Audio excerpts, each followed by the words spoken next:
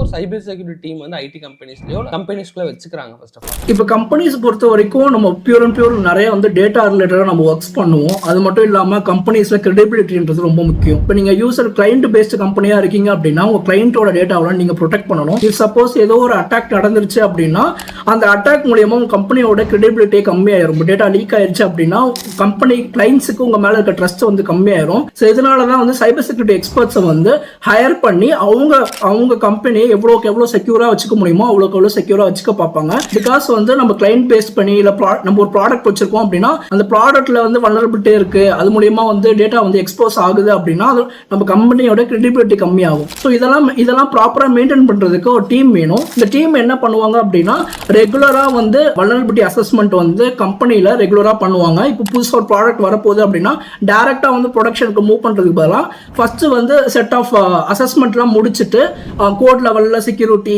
And product லெவலில் security இதெல்லாம் முடிச்சுட்டு தான் நம்ம ப்ராடக்ட்லேயே வந்து லைவாக வரும், ப்ரொடக்ஷனுக்கே வரும்.